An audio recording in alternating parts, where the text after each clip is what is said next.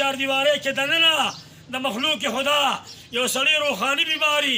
جسمانی بیماری الحمدلله ثم الحمدلله زمونږ مفتی حسین احمد صاحب فیر جهانگیر مولوي صاحب مبارک سید الله صاحب دی دا ملګرو د دې مېلمنو خدمت ښه په منظمه طریقه لله فی الله فی سبیل الله او د رب ذوالجلال د رضا دپاره کوي په مسنون طریقه د قرآن د حدیث په رڼا کې عالمان ګورئ چرم ظلم زیاتې د مسلمان توحید نشي کولی مولانا حسن جان شهید علیه الرحمت وفرمیل والذین اوتوا العلم درجات ای طالبانو ګوره یاد ساتئ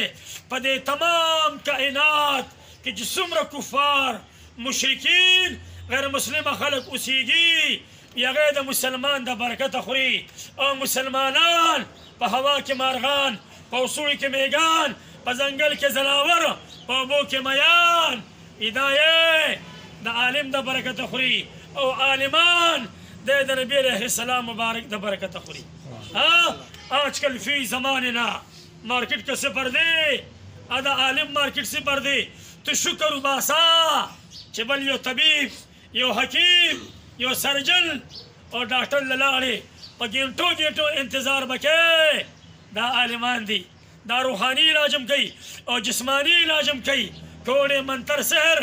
رب ذوالجلال لري کوي په برکت د قرآن د حدیث او د دې په لاس باندې دا اداره دا د امن دا ځای دا د حیا دی زه به خپله یو خبر وکړم زه به په څلور مذهبه مسلمان یم که دا د دې پیر صاحب یا د دې مفتي صاحب سید الله صاحب دی مه د یو تعریفونه نه دا یو حق او سچ رښتینې خبره کوم سوات کابل ته تللی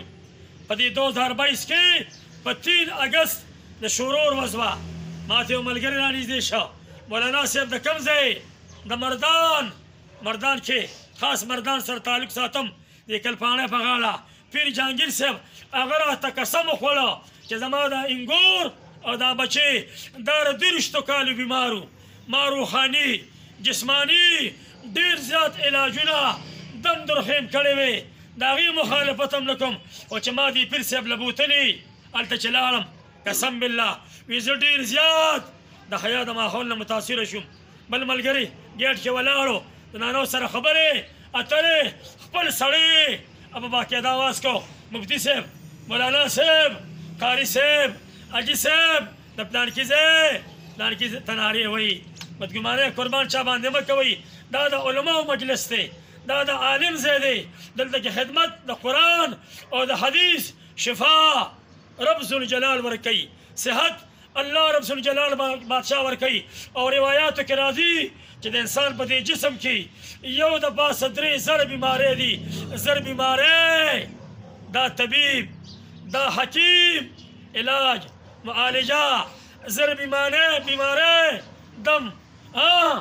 درها زر بیمارۍ په صدقه او چې یو په باندې ده هغه مرګ دی نه مرګ علاج نه کېږي مقصد می قربان د خبرې څه دی چې رب ذوالجلال عالم له لوی مقام ورکړی درجه عزت ورکړی روان قرآن سوی قل هل یستوی الذین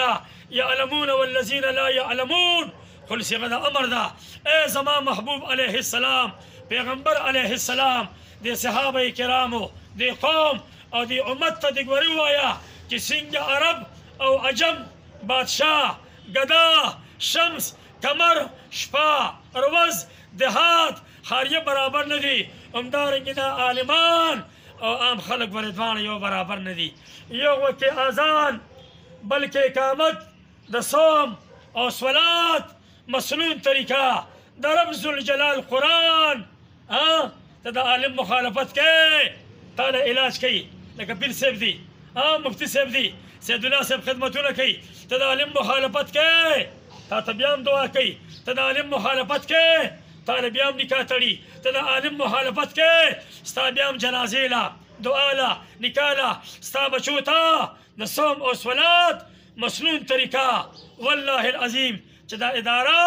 ښه د امن ده دې کې علاج روحاني جسمانی ظاهري باطني زما ګوره خپل قبر دی